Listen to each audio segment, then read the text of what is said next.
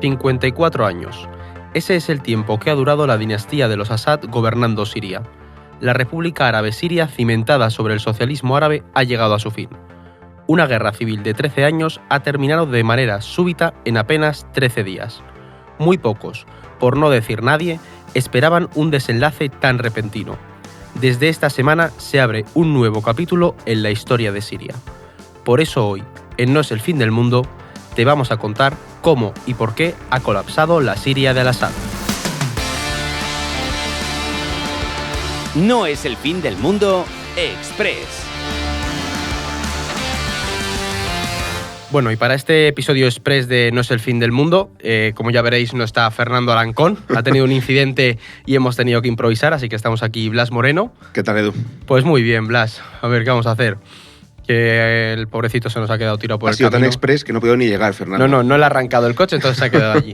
Pero bueno, la verdad es que ha sido un fin de semana otro fin de semana en el que no hemos tenido fin de semana, además de puente. Y es verdad que antes de ir con el tema de hoy, que es histórico, yo diría, Blas, tenemos que recordar que el 30 de diciembre haremos un especial de preguntas y respuestas, y con el episodio del Sáhara es verdad que ya nos llegaron unas cuantas, pero si tú también quieres preguntarnos alguna cuestión sobre el mundo, pues oye, déjanoslo en los comentarios y lo meteremos en el episodio. Vamos al lío, que es lo importante. Venga. Blas, la pregunta que se está haciendo muchísima gente, además a mí ayer me escribieron amigos, me contabas que tú también estabas con algunos y te preguntaban qué es lo que ha pasado. Sí. Básicamente, Blas, ¿por qué el régimen de al-Assad ha colapsado en apenas 10 días? Y sobre todo, ¿cuáles son las causas que nos han llevado a esto? Sí, porque además ha sido tan rápido que mucha gente se habrá enterado hoy o ayer de que ha pasado todo esto, ¿no? Ha sido habido poca increíble. cobertura en las noticias previamente, luego ya sí. La primera semana como que les costó arrancar con el tema este, también Corea del Sur como que distrajo un poco, y ahora ya es evidente que lo que ha pasado es histórico, ¿no? La cosa principal es que hay que recordar que la guerra civil, aunque nos hayamos olvidado de ella, seguía abierta. Empezó en 2011 a raíz de esas revueltas civiles, las revueltas árabes que sacudieron todo el mundo árabe, y se enfrentó al régimen sirio con facciones diferentes de oposición, algunas de las cuales eran, como sabemos, de corte yihadista, otras no. De todas formas, hoy no es el día para hablar de la historia de la guerra de Siria, eso habrá que hacer un capítulo más largo, un capítulo con un poco más de tiempo. También, por cierto, pido disculpas por mi voz de cazallero, que bueno, pues la tengo así, pero es lo que tenemos. El puente ha sido un poco duro.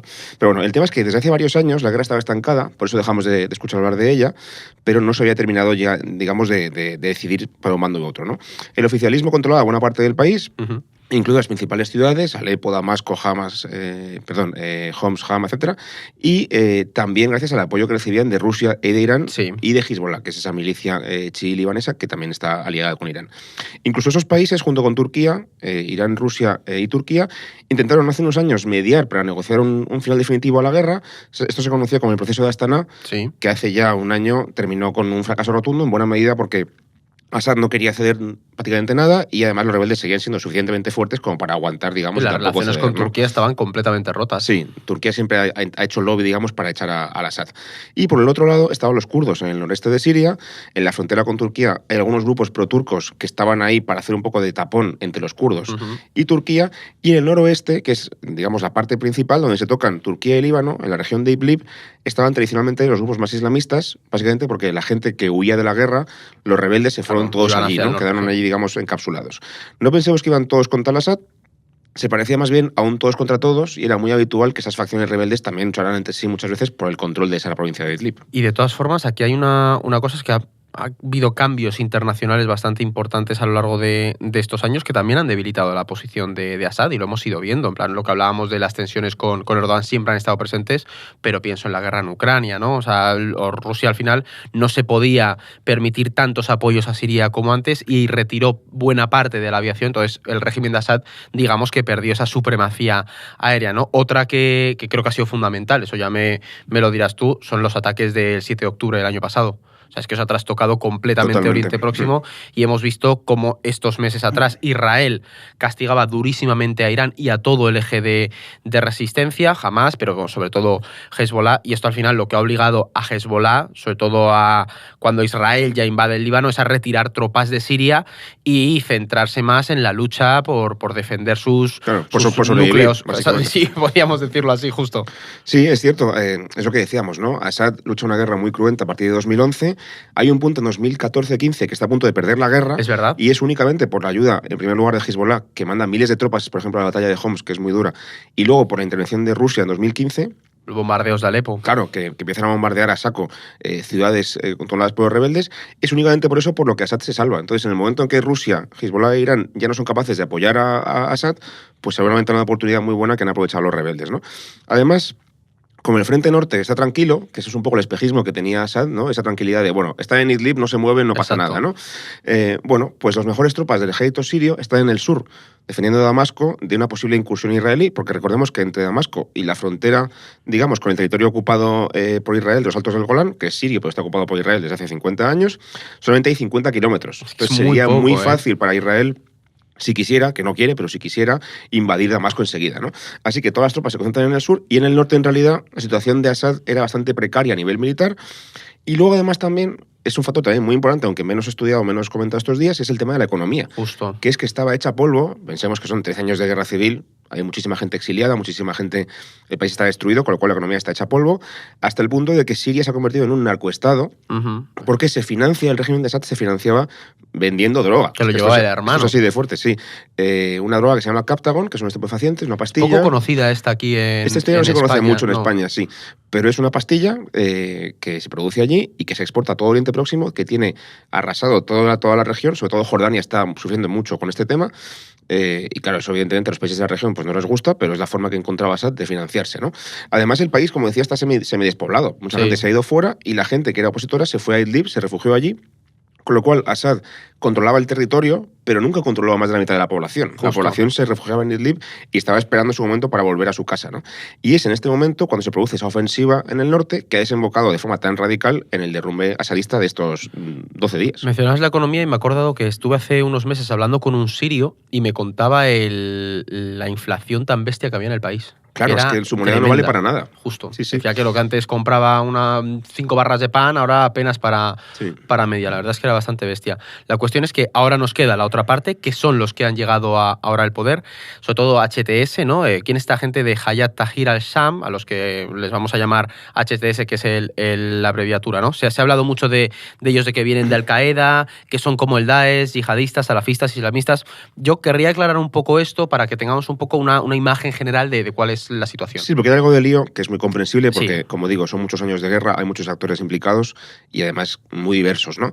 Ya hemos mencionado que la oposición en Siria ha sido y son distintos grupos, los ha habido totalmente prodemocráticos, aunque es verdad que esos quizá quedaron más relegados a medida que entraban los grupos más radicales, más yihadistas, y dependiendo del momento y del contexto de la guerra, algunos grupos... 13 años, 14 años. Son muchos años de guerra, claro. Esa posición ha tenido más fuerza por la parte yihadista o por la parte más radical y otros momentos pues otra, ¿no? En los últimos años han ganado protagonismo esta gente del HTS, en castellano se traduciría como Organización para la Liberación del Levante. Levante, en esa zona del Mediterráneo, es como se conoce a la zona que es Siria, Líbano. Jordania, Siria. Es una forma de decir Organización para la Liberación de Siria, básicamente, ¿no? Esta gente nace en 2011 como una filial de Al-Qaeda que se llamaba Jabhat al-Nusra, que eso igual le suena a la gente que sepa de la guerra esta. Al-Qaeda siempre tiene una estrategia de buscar filiales en países en conflicto, ¿no? Y en ese momento, de manera ineludible, indudable, este al-Nusra era un frente yihadista y salafista que aspiraba pues a crear un Estado Islámico, básicamente, ¿no? Como si fuera Al-Qaeda, vamos. La gente sabe lo que es Al-Qaeda, pues estos eran iguales, básicamente, ¿no? Sin embargo, poco a poco, los de Jabhat al-Nusra se van distanciando de Al-Qaeda. En 2016, además, pensamos que también esta es la época en la que empieza a salir el Estado Islámico, hay mucha convulsión, digamos, en el mundo yihadista. Que dentro del salafismo y el yihadismo, tú y yo lo sabemos porque lo estudiábamos en la carrera, hay pulsiones internas, hay divisiones. Es decir, no pensemos que es algo homogéneo, sino que hay grupos que se enfrentan entre ellos y hay verdaderos... Al-Qaeda y el Estado Islámico llegaron a tener un conflicto abierto entre ellos. Claro, como recordarán muchos oyentes, Daesh nace en 2015 aproximadamente y es incluso más radical que Al-Qaeda, hasta el punto de que Al-Qaeda también se enfrenta con ellos, ¿no? Entonces, en ese contexto, Jabhat al-Nusra va en la dirección contraria. Piensa que en vez de aspirar, digamos, a crear un Estado Islámico como Al-Qaeda, es más interesante para ellos, más estratégico si quieres, reconvertirse al nacionalismo sirio. Es decir, su objetivo ya no es montar un Estado Islámico, sino expulsar de Siria a los Assad, hacer la revolución nacional en Siria.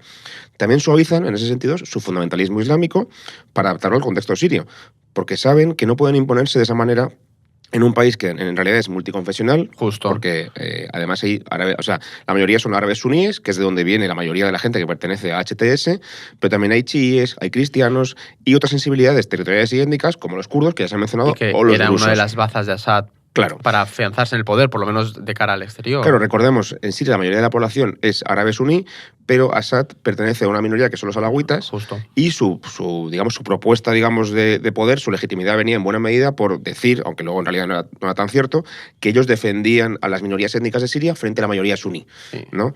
Ahora se ha demostrado que hay gente cristiana y drusa bailando y celebrando que también se ha ido a Assad, o sea que no todo el mundo estaba contento con ellos, ¿no? Pero lo que sí que es cierto es que HTS cambia su postura y empieza a decir, no hay que perseguir a los drusos o a los chiíes como si fueran apóstatas y herejes, sino que hay que apoyarse en ellos porque si no, no vamos a poder ganar la guerra, ¿no? ¿Qué ocurre? ¿Siguen aspirando HTS y su líder, al-Jolani, a que la Siria post-Assad sea un estado musulmán suní fundamentalista islamista? Bueno, pues ahí hay ciertas dudas. Es verdad que ellos siempre van a ser musulmanes conservadores, eso está claro, y probablemente lo lleven por ese derrotero, digamos, político, sí. Pero al mismo tiempo, quizá por pragmatismo, saben que deben tolerar a las otras minorías porque si no, no van a poder mantener el poder, ¿no?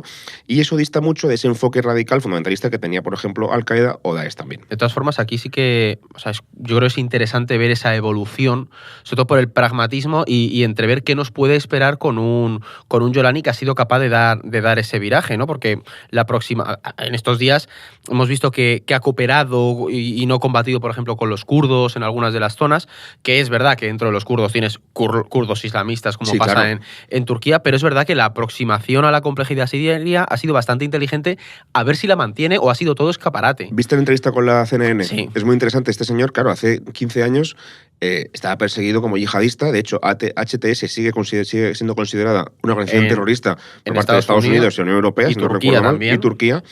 Pero él dio una entrevista en la CNN, su primera entrevista internacional, y él decía que el yihadismo era un error de juventud, que él renegaba ya de esa época de su vida. Pero no sabemos si es honesto, ¿no? Claro. Pero él lo dice, ¿no? Y sí es cierto que han desplegado una estrategia muy inteligente de avisar de que, oye, vamos a llegar a un pueblo druso, vamos a hablar con los drusos, a ver si quieren también unirse a la revolución o quieren combatirnos, hablar con ellos y, por lo general, la gente se rendía antes de pelear, ¿no? Es decir, que también las minorías estaban, digamos, a favor o abiertas, como mínimo, a hablar con este señor. Por lo menos, decir, pasa. Claro, exactamente, ¿no? Y luego hay otro factor fundamental en el éxito de esta ofensiva y es el aparato institucional que ha creado HTS. Abu Muhammad al-Jolani, este líder que decimos de HTS, es un obseso de la institucionalidad. Todo su esfuerzo ha estado puesto en la zona de Idlib para crear ese protoestado que pudiera ayudar a ser, el futuro estado de la nueva Siria, por así decir, preparar un poco el terreno.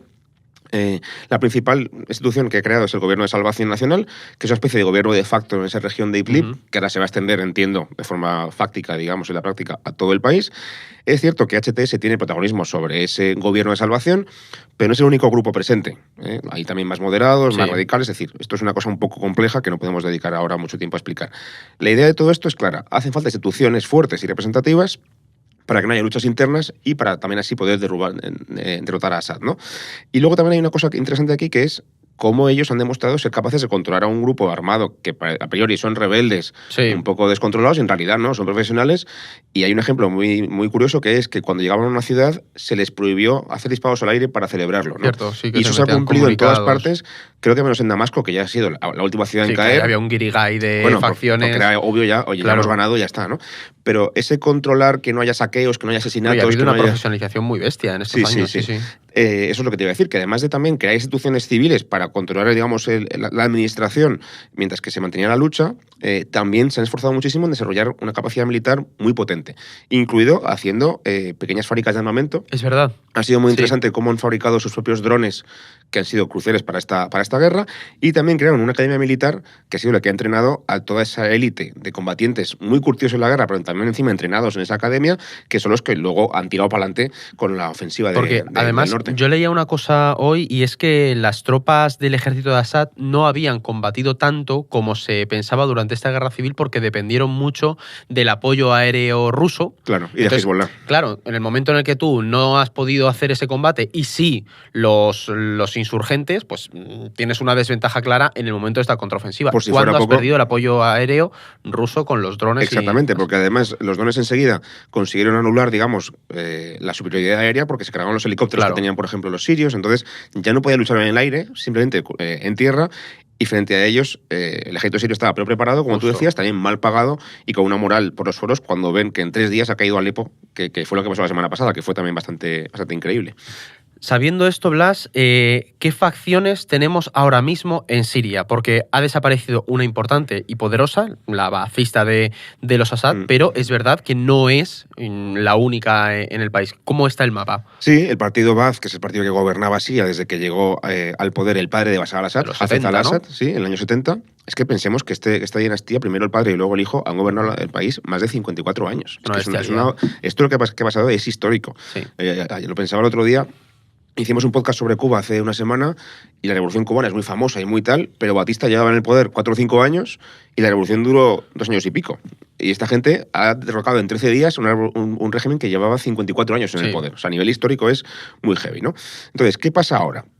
Bueno, es verdad que todavía hay fuerzas o elementos asadistas en el país, pero en buena medida están en huida, están, digamos, en retirada porque saben que han perdido la guerra ya.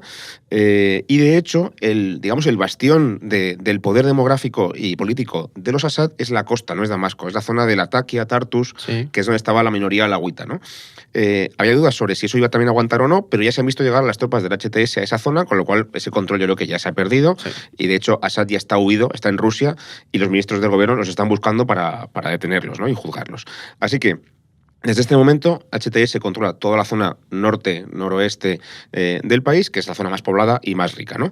Al este y noreste quedarán los kurdos, que controlan, digamos, todo ese triángulo que va entre la frontera una extensión importante de turca, terreno, sí, la frontera iraquí, con el río Éufrates haciendo un poco de frontera natural. Y al norte también hay algunas zonas controladas por las minorías por milicias pro-turcas. No son turcos todos ellos, pero sí que hay componentes de apoyo, digamos, de Turquía a esas milicias. Están metiendo ahí armas y dinero. Básicamente porque Turquía no quiere esto luego lo podemos contar más en detalle, pero no quiere que los kurdos se hagan muy fuertes. Justo. Entonces hace ya años que invierte en unas milicias que ellos han creado y impulsado, básicamente para pegarle a los kurdos todo lo que puedan, ¿no? Lo lógico sería pensar que antes o después quedarán solamente ese gobierno de salvación nacional, ese gobierno, digamos, de rebeldes que creó Yulani en Idlib, y también los kurdos, que son lo bastante fuertes como para aguantar y que además hasta ahora han tenido el apoyo de Estados Unidos. A ver también qué pasa con eso. Pero ojo, como hemos dicho, los rebeldes en realidad no es un grupo homogéneo, claro, son varias facciones y, por ejemplo, el HTS avanzaba desde el norte, desde Idlib, llegaron a Alepo, luego a Hama, luego a Homs, hacia el sur, pero desde el sur, desde la parte sur del país, desde la zona que pega con Israel, los que llegaron a Damasco antes no fueron el HTS, sino unas facciones más democráticas, menos radicales de los rebeldes, radicadas en la ciudad de Daraa, que es el origen, de hecho, de la revolución en 2011, y desde ahí llegaron enseguida a Damasco mucho antes. Y también en el sur están los drusos, que, como digo, a priori tendrían que ser gente que fuera pro-asadista, porque era alguna minoría nacional, pero en realidad han celebrado muchísimo la caída de Assad, porque también estaban un poco cansados de la dictadura, ¿no? Así que no pensemos en Siria como un ente monolítico y homogéneo, porque ni mucho menos es así. Y además, esto que decías tú de los drusos, hay que recordar que en un origen la guerra civil siria surge porque se pide un poco más de democracia en el país, claro. No por un derrocamiento de Assad. Es decir, que probablemente habría drusos que en su momento dirían, oye, queremos más democracia, y ahora, tras 13 años de guerra, dicen, mira, estoy muy cansado, esto no avanza, no me muevo, entonces lo dejaran. Claro, esto no lo hemos contado al principio porque creo que esto merece un capítulo entero, pero en 2011 lo que ocurre es que la gente se levanta pidiendo un poco de apertura política. Como digo, llevamos desde el año 70 con una dictadura militar, y lo que hace Assad es, viendo el ejemplo de Túnez y de Egipto, de cómo esos dictadores habían caído muy rápido por ser demasiado blandos, él decide ir a sangre y fuego contra la revolución, y es ahí donde empieza la guerra. Claro. Pero en realidad la gente no pedía que Assad cayera necesariamente, querían simplemente más apertura política. Justo. O sea, lo que está claro ahora es que tanto unos como otros, las facciones rebeldes tendrán que crear un gobierno de concentración o algo así, delimitar una hoja de ruta, porque tumbar a un régimen que lleva más de medio siglo en el poder es una cosa, pero luego cambiarlo por otra cosa diferente, funcional, no es nada sencillo. Y la transición va a ser muy rápida, porque aquí en España, cuando murió Franco, la transición duró 3 años o 4 años, pero esto va a ser en 2 días. Entonces, es verdad que el HTS tiene ahora mismo la legitimidad de pilotar, digamos, esta transición, porque ha sido el principal actor militar que ha ganado la guerra. También es el que tiene más poder, francamente, entonces eso también te da legitimidad, básicamente, por la fuerza. Mucha imagen internacional también ha ganado. Sí, exactamente. Pero gestionar una posguerra y todos los intereses de las diferentes facciones en el país no es sencillo, y va a haber que ver si se consigue hacer de forma pacífica, ¿no? A menudo, además, esto implica hacer concesiones. Y en un grupo tan conservador como el HTS, queda por ver también si esa disidencia la saben gestionar adecuadamente. De nuevo, me recuerda un poco a lo que hablábamos de Cuba, ¿no? De que cuando llega Castro al poder, él llega diciendo que es un tío democrático y quiere hacer elecciones, pero lo contamos en el podcast de Cuba. Llega a La Habana y empieza a crear un gobierno comunista en el día 2 y a perseguir a disidentes, ¿no? ¿Va a pasar igual con esto? No sabemos, pero sí que sabemos ya que durante su gobierno en Idlib, el HTS ha sido también un régimen autoritario que ha perseguido disidentes y que, bueno, que no es desde luego, digamos, un partido democrático fantástico. No ha llegado a la democracia liberal con ellos, ¿no? Claro, para que la gente se oriente, yo creo que es más útil compararlos en vez de con Al-Qaeda, que yo creo que ya se quedan muy radicales. Se parece más bien a algo como lo de Hamas, por ejemplo, que es un partido islamista, autoritario, pero que no es un partido yihadista, por así decirlo. Sí, que aspiran a crear un sistema, un modelo, no sé, en rollo los Arabia Saudí, es decir, con a lo mejor una sharia como ley que rija el territorio, pero... Sí, o un Hezbollah, ¿no? Un grupo también, revolucionario, armado, nacionalista, pero con un componente islamista también en su gobierno. De hecho, lo que tú has dicho es interesante, el ver si eso va a ser fachada toda esta retórica que hemos escuchado o si realmente cambian. Y dentro de todo esto, ver qué relación van a tener con las potencias regionales. Antes de ir al tema internacional y de qué impacto está teniendo esto, tenemos que hacer un poco de promo. Muy la importante famosa suscripción al orden mundial, que ya sabéis que con el código podcast tenéis un 10% en la suscripción y os lleváis esta fantástica libreta, porque que podamos hacer estos capítulos como el de hoy, express de venirnos tú y yo a las 7 de la mañana a la oficina, es gracias a que hay 5.300 y pico suscriptores, ahora no tengo el dato, casi 5.400, objetivo de 6.000, así que por favor apoyadnos para que podamos seguir contándoos cómo funciona el mundo y que Fernando no se vuelva a quedar tirado con el coche. Para que se pueda comprar un cochazo. Exactamente, bueno, no un cochazo, pero que pueda pagarse el abono el muchacho. Así que sí, por favor, suscribíos. Es verdad que es importante que lleguemos a 6.000, porque si no, esto no, o sea, avanza, pero avanza un poco lento. Con 6.000 podríamos haber hecho aquí un capítulo de 1 hora y media de toda la historia de Siria, ya verás. Pero bueno, sí. Continuamos con el conflicto, esta caída del régimen de Assad, porque está claro que también a nivel internacional hay un cambio muy importante. O sea, Assad era un pivote en Oriente Próximo. ¿Tú qué balance sacas? ¿Quiénes son, Blas, los ganadores y los perdedores de este cambio de poder en Siria? Sí, esto es muy importante, pero también quiero matizar una cosa, que es que se entiende a leer a veces la geopolítica y sobre todo la guerra de Siria como un juego de ajedrez de potencias, ¿no? La geopolítica. El tablero, el laberinto sirio. Es como, sí, a ver, evidentemente hay influencias e intereses internacionales, pero esta guerra ha sido sobre todo una guerra nacional y la victoria de HTS en realidad es una victoria nacional de los sirios, que han organizado ellos casi por su cuenta, ¿no? Contémoslo, tú y yo cuando estuvimos Erasmus en Turquía trabajamos con asirios, que eran sirios cristianos. Yo no sé tu Facebook, el mío ayer estaba lleno de celebraciones de ello, y eran gente que había huido por el conflicto, bien perseguidos por uno u otro bando, pero sí que se veía. Yo lo he estado viendo ahí, están cansados de la situación. Totalmente. Entonces, lo que quiero decir es que es verdad que ahora voy a contar cuál es el balance internacional, que también hay una influencia en esa guerra de las potencias, pero que no pensemos que esto solamente es una cosa orquestada por Israel, Rusia, Estados Unidos, Turquía. No, aquí hay gente siria peleando, decidiendo y con agencia propia y personal. No olvidemos a los individuos que conforman esas naciones. Exactamente. Entonces, decías, ¿quién ha ganado y quién ha perdido con este cambio de poder en Siria? Empiezo con los perdedores, que son dos muy claros y además han perdido muchísimo, que son Irán, barra Hezbollah, que también es un poco aliado de Irán, y Rusia. Empiezo por Rusia. La caída de los Assad es el enésimo revés geopolítico que se llevan los rusos estos últimos años, sobre todo desde que lanzaron su invasión a Ucrania. Es verdad que ellos parecían que iban a ganar la guerra en 2 días, en vez de eso siguen todavía luchando en Ucrania y además han perdido influencia en Asia Central, en el Cáucaso. Justo. Y ahora ya lo que les faltaba es perder también, digamos, su presencia en Siria. Su entrada en la guerra, como expliqué antes, en 2015, para apoyar al Assad, fue visto como un primer paso en esa recuperación de la influencia geopolítica rusa fuera de su zona inmediata, o sea, se expandieron incluso al Mediterráneo, y además allí está, esto es muy importante, el puerto de Tartus, que es la única base naval rusa que tienen mares cálidos en el Mediterráneo, ¿no? Les daba, digamos, acceso a ese mar Mediterráneo y, por tanto, era, digamos, un lugar muy estratégico para Rusia, ¿no? Probablemente tengan que negociar con el nuevo gobierno su permanencia allí, porque esa dependencia dependía de que Assad les dejara estar allí. Que ese va a ser un giro que a muchos puede que les pille de sopetón, pero de repente es probable que nos encontremos a Rusia, a Lavrov, negociando con Yolani si llega al poder o el gobierno sirio que haya de turno. no. Sí, porque una cosa que son también los rusos es bastante pragmáticos y ya que Assad ha caído, pues ya no merece la pena seguir peleando por él. Justo. Entonces, me interesa mucho más mantener Tartus bajo mi control, aunque sea a costa de negociar con esta gente nueva, ¿no? Se lo entregan, por eso le han dado el asilo, para el intercambio. Bueno, oye, pues eso que acabas de decir no es ninguna tontería. Si yo fuera Jordania, a lo mejor diría, te dejo estar en Tartus, pero me devuelves a Assad, que le quiero juzgar aquí en Siria, ¿no? A ver qué pasa ahí, pero bueno, aún hay rumores de que los rusos se han ido ya de Siria. Yo creo que aún no hay pruebas de eso. Es posible que aún negocien, ¿no? Pero en cualquier caso, lo que está claro es que no hayan podido apuntalar lo más mínimo a Assad ni defenderle en esta revolución evidencia que las capacidades rusas son bastante limitadas más allá de lo que es su entorno cercano de Bielorrusia, Ucrania y poquito más, ¿no? Y aquí esto nos habla, pues seguramente, de ese imperio ruso en decadencia, de esa influencia geopolítica exagerada, pero que en realidad no es tan fuerte, y de que en realidad es una potencia regional con capacidad de influir un poquito en algún otro sitio más. Y el mensaje que lanza a todo, por ejemplo, yo pienso en el cinturón del Sahel, todas estas dictaduras que están apoyadas por los mercenarios rusos, el mensaje que lanzas es a la más mínima, me retiro, incluso si tengo que dejar tirados a mis propios hombres. No me voy a partir la cara por ti, claro. Te abandono y chimpón. Sí, total. Da una sensación de deslegitimidad bastante grande, ¿no?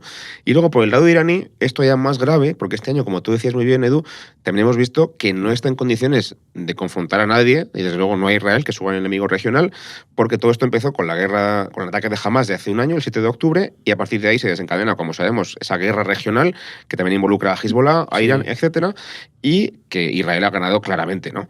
Irán ha demostrado que no tiene capacidad tecnológica para combatir a Israel y que tampoco está ya, digamos, ni siquiera con la voluntad política ni la fuerza militar para apoyar a sus proxies. Les manda un saludo. Sí, en plan, mucha fuerza, ayuda. chicos. Y ¿sabes el meme ese de la mano chocando? Pues tal cual. Ya está, ¿no? Entonces, Hamas y Hezbollah están muy machacados por la guerra con Israel, eran proxies muy importantes para Irán, y Irán no ha hecho nada por defenderlos. Creo que mandó hombres, no sé si a Homs o a Hama, pero que no sirvió para absolutamente nada. Poquísimo. Entonces, en lo que se llama ese eje de resistencia, digamos, que había creado Irán, que digamos que conectaba Irán con Siria, con las milicias en Irak, con Hezbollah en Líbano, con Hamas y con los yemeníes, pues es que si ya no tienes a Hamas, no tienes a Hezbollah. No quedan los yemeníes, los hutíes ahí tirando misiles balísticos. Y acaba de caer el régimen de Siria, pues prácticamente ya está fuera, ¿no? Eso que se llamaba el creciente o media luna chií, ese eje de resistencia, se ha caído. Ese gran proyecto de Soleimani, de general iraní, que, bueno, pues ya parece que ha terminado, ¿no?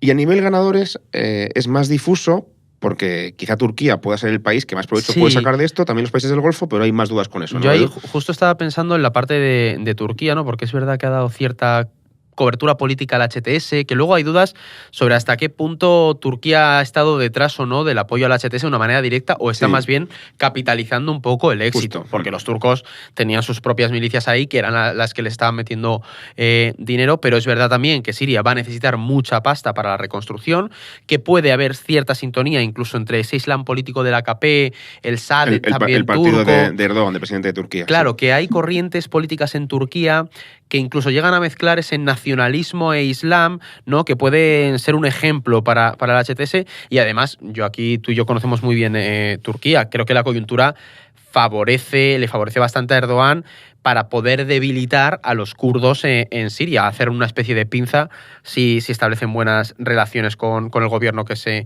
instale. Y yo creo que está claro que Turquía intentará influir a futuro para que los kurdos no ganen demasiado peso en su frontera, que era un asunto que llevan pues, desde el inicio de la guerra en Siria con el ojo puesto ahí. Sí, de los países, la gente piensa, ¿qué ha pasado con Israel, con Estados Unidos? ¿Qué ha pasado con Rusia? En realidad el país menos observado estos días y quizá más influyente en esta ofensiva ha sido Turquía, seguramente. Ayer salía un vídeo de Erdogan hablando de cómo solo quedan él y Putin, diciendo los hombres fuertes de antes de empezar todas las primaveras árabes, quedamos Putin y yo.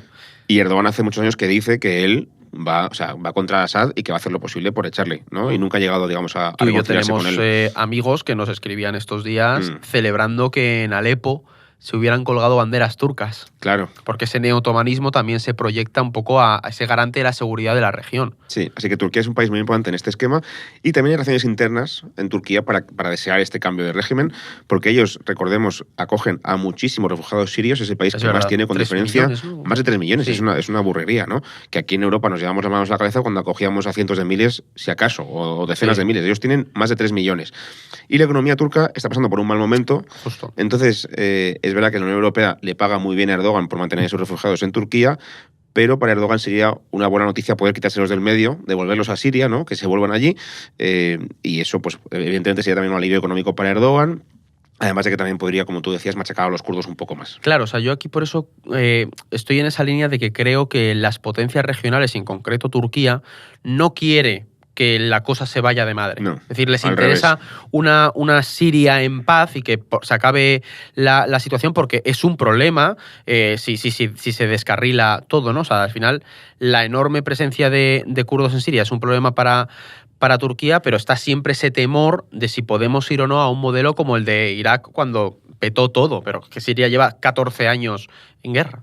Claro, cuando estalla la guerra civil en Irak, después de la invasión estadounidense en 2003, los kurdos en el norte tienen el suficiente poder, digamos, para gobernar de forma semiautónoma y, de hecho, llegan incluso a plantear la independencia que luego no les dejan hacerlo, ¿no? El gobierno regional del Kurdistán iraquí, es como se llama. Eso es. Entonces, un poco también inspirado en ese ejemplo, los kurdos del norte de Siria también intentan hacer lo mismo, aprovechándose de la coyuntura de la guerra civil, de que Assad ya no tiene, esto hablo de hace unos años, no ahora, de que no tiene capacidad digamos, de imponerse contra ellos, y también porque ganan mucha legitimidad en su pelea contra el Daesh, que son los kurdos en realidad los que tienen la primera línea de fuego, la primera defensa contra el Daesh, y consiguen pararles bastante bien con apoyo de Estados Unidos, ¿no?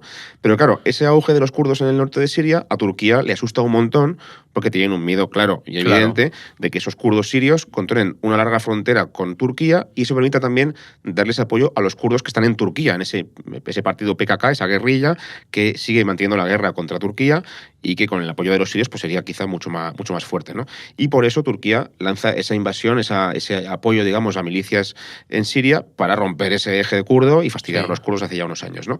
Y con esto se abre un par de posibilidades ahora mismo. Uno, que Turquía obtenga esa seguridad a lo bruto, que fuerce una nueva invasión o una nueva milicia para luchar contra los kurdos, o que lo haga con más mano izquierda. La opción más radical, que es la más peligrosa también, es que, aprovechando ese vacío de poder que se abre ahora en Siria, Turquía haga otra incursión o invada el noreste de Siria, literalmente.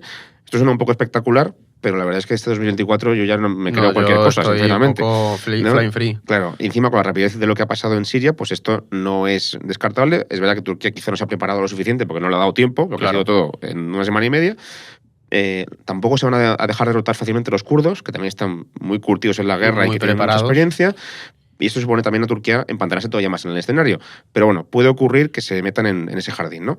Y la otra opción, yo creo que más probable, es que en Siria ocurra como en Irak. Es decir, una autonomía kurda que se les permita estar allí a cambio de que, bueno, no den problemas, básicamente, ¿no? Sí. Recordemos que las distintas facciones kurdas tampoco se llevan todas bien con ellas, entre ellas, así que puede ser un buen acuerdo para Turquía y para Siria ceder una autonomía a los kurdos, que en realidad ya la tienen, en la práctica ya existe, a cambio de que no remen a favor de un Estado kurdo independiente y tampoco no causarle muchos problemas a vecinos como Turquía.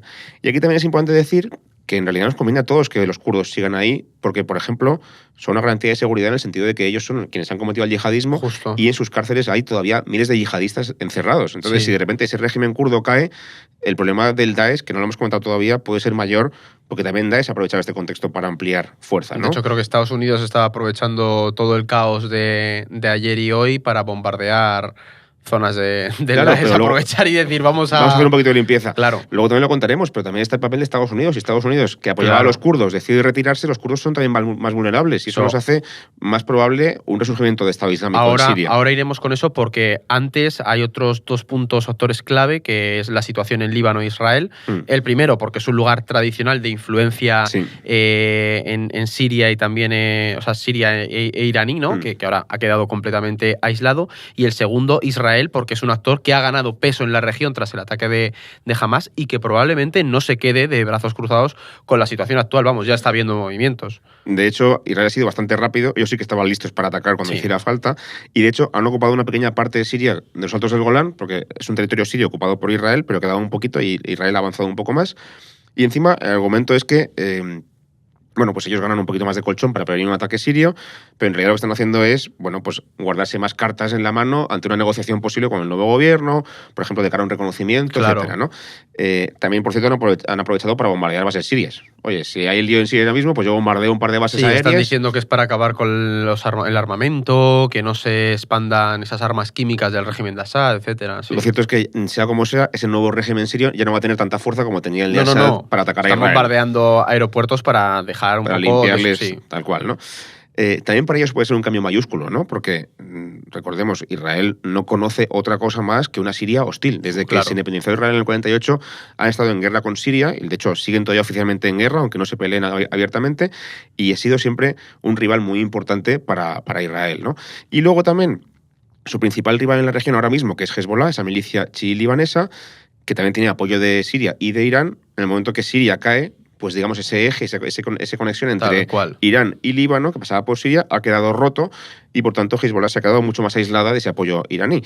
Así que Hezbollah, si estaba débil, ahora está todavía más débil en ese sentido, ¿no?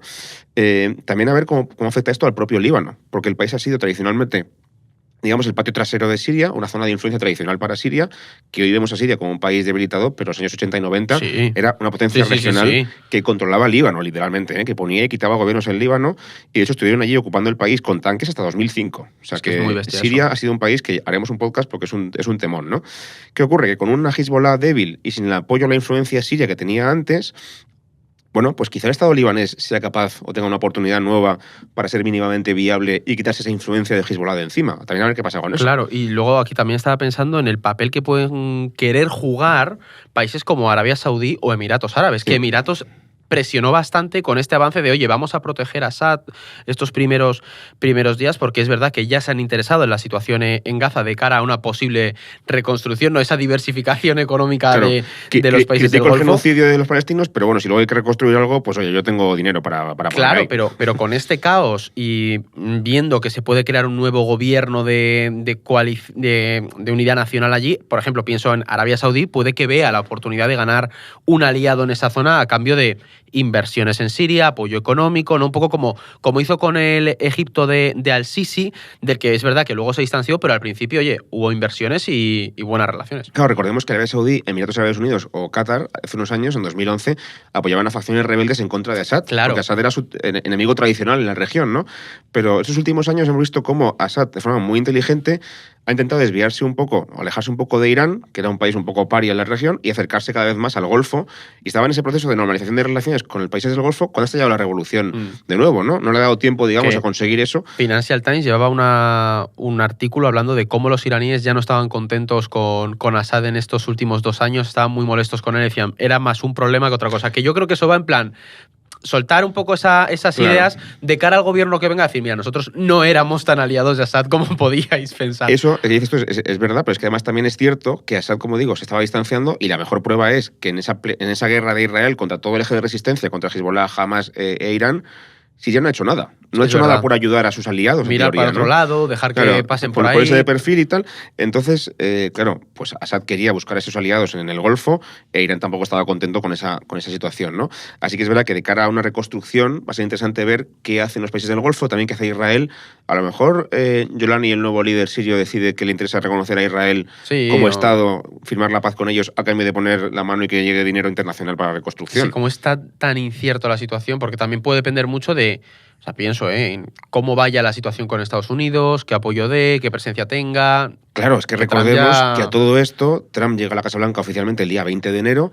No creo que su respuesta vaya a ser automáticamente apoyar al gobierno sirio o no. Creo que van a tener un poco también de tiempo para ver qué pasa. Pero es verdad que si, por ejemplo, Estados Unidos se volviera favorable a apoyar a Siria, yo creo que lo podrían hacer si se reconoce a Israel. Ya puso un tuit Trump diciendo que no intervention. Sí, que ellos no se meten en Siria, que no quieren liarse más a nivel geopolítico en Oriente Próximo, que quizá incluso retienen las tropas, como decía antes, que apoyaban a los kurdos, pero yo creo que él es muy transaccional. Entonces, si le dicen, oye, Siria va a apoyar a Israel a cambio de que tú metas dinero en Siria, pues a lo mejor lo hacemos, ¿no? O bueno, a ver también qué dice con Turquía, por ejemplo. Claro. Turquía es un país de la OTAN. En fin, va a ver qué pasa ahí con Trump, que es un actor muy imprevisible, también muy importante, y a ver qué hace. Y luego también está la cosa de la Unión Europea, que no hemos mencionado aquí, que a nivel geopolítico no tiene muchísima influencia, pero es cierto que yo creo que va a haber países en la Unión, sobre todo Italia o Alemania, muy favorables a reconocer corriendo al nuevo régimen para poder devolver a los refugiados que hay en Europa a Siria. Suecia, ¿no? Seguramente también. Claro, pero también habrá que ver qué pasa ahí, porque si el nuevo régimen es un régimen islamista radical, pues a lo mejor tampoco nos conviene hacer eso tan rápido. Habrá que ser un poco pacientes, ¿no? Se abren muchos escenarios un poco curiosos más preguntas que... Sí, más preguntas que respuestas. Sí. La cosa es que ya hemos dejado caer alguna de estas ideas, pero por ir cerrando, Blas, ¿qué escenarios o rumbos se abren a partir de ahora para Siria? Pues hay 2 opciones grandes. La primera es la transición cuaja y el nuevo gobierno se convierte en algo viable y funcional. Ojalá sea así, pero es difícil ese camino. El segundo es precisamente lo opuesto, ¿no? Que es que esa transición naufraga, hay una lucha de poder abierta entre las facciones rebeldes que han llegado al poder y se abre una nueva guerra civil o una especie de segunda parte de la guerra civil, sin los asadistas ya de por medio, pero ya entre las facciones rebeldes, ¿no? Porque, de nuevo, HTS, facciones internas, kurdos, Turquía e Israel, a saber qué pasa ahí, ¿no? Y a día de hoy yo no sería capaz de descartar ninguna opción, porque no sé qué va a pasar. Esto está pasando ahora mismo en directo. Así que, bueno, vamos a empezar con esa opción que decía más buena, en la que la transición se asienta y cuaja. ¿Habrá una nueva constitución, por ejemplo? ¿Habrá elecciones? ¿Cómo de limpias serán esas elecciones? Claro. Bueno, ¿cómo se van a comportar los nuevos líderes del gobierno con las minorías étnicas? A priori parece que bien, pero ¿van a conseguir mantener orden público, la estabilidad del país? Es un país, además, lleno de armas. La gente tiene experiencia de combate. Es que era uno de los núcleos del mercado negro de armas a nivel internacional. Y un país, de nuevo, financiado en buena medida con el tema del narcotráfico. O sea, que es un país que está totalmente, digamos, a la mano para que se convierta en un narcoestado totalmente desestabilizado, un poco pues como Libia, ¿no? Justo. Entonces, y de nuevo lo que decíamos, ¿se van a moderar los islamistas o se van a volver más radicales? ¿Van a intentar hacerse más, digamos, tolerables para la comunidad internacional para recibir dinero o lo contrario, ¿no? ¿Van a reconocer a Israel o no? Bueno, pues ahí hay un montón de preguntas, también pasa con Turquía, con los refugiados, pero es verdad que, como digo, yo no descartaría que ese Siria nuevo se libanice en el sentido de que se convierta en un país sin un gobierno central unificado, con un gobierno poco funcional y que haya un equilibrio bastante delicado, incluso una guerra civil interna entre facciones rebeldes. Es que yo iba a ir a eso, que en plan, el que haya una segunda guerra civil está sobre la mesa, bien ahora mismo, bien porque en las negociaciones de paz o en el acuerdo de gobierno a un año se vuelven a pelear. Que alguna facción decida ir a su bola, es decir, que nos encontremos con... O sea, de hecho, se ha dicho mucho que nos podemos encontrar con un Libia o un Irak 2.0. Sí, y además recordemos que la guerra civil en Siria ha sido mucho peor y mucho más larga que las guerras que ha habido en Libia o en Irak. O sea que ese escenario es mucho más complicado y también esconde otros escenarios pequeños, como que, por ejemplo, no haya una guerra civil abierta, pero sí que haya una purga interna muy seria, primero contra los asadistas y luego contra cualquiera que se ponga por delante del nuevo gobernante. Que llegue un gobierno dictatorial en un país que no ha conocido la democracia en décadas. O nunca, nunca, sí, porque realmente los previo años 50 a Hafez al-Assad tampoco haya mucha democracia, ¿no? Entonces, en este punto, la habilidad de HTS y de su líder, Jolani, para negociar y hacer equilibrios internos entre los kurdos, Turquía y otros actores, va a ser quizás lo más importante de todo, ¿no? Sí. Y también la capacidad para reconstruir el país y volver a darle ese dinamismo económico del que ahora carece, porque, como digo, está totalmente arrasado, ¿no? No descartemos en ese sentido que esa desestabilización también pueda venir de fuera. Sí. De que a lo mejor Turquía decida, eso está genial a nivel Siria, pero yo quiero lo mío y entro allí, ¿no? Contra los kurdos. Así que, bueno, yo creo que esa Siria débil e inestable, con los kurdos ocupando, digamos, esa zona norte en la que Turquía entra, pues también es una opción que no hay que descartar y que puede llegar de aquí a unos meses. O sea, tendremos que... Nosotros vamos a seguir viéndolo. Sí, vamos a seguir observando, analizando qué pasa. Lo importante aquí es que los sirios ya saben que su futuro va a ser sin Assad. Sí. Y siempre estará la incertidumbre de hacia dónde va a ir. Es difícil hacer predicciones, pero bueno, hasta aquí yo creo que el capítulo de hoy, este express que hemos montado.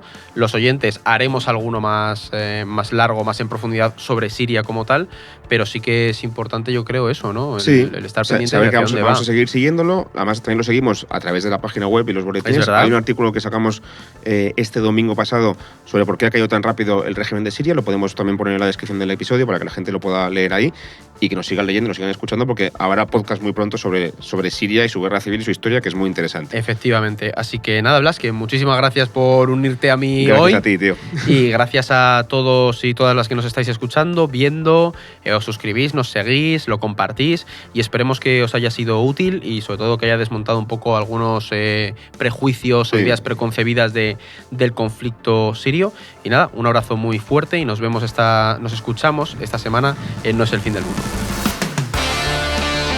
No es el fin del mundo, el podcast semanal del orden mundial. Producido por The Voice Village. Dirección Eduardo Saldaña. Conducido por Fernando Arancón y guión de David Gómez y Alba Leiva. Producción ejecutiva Ricardo Villa. Diseño de sonido y sintonía original Pablo de Diego.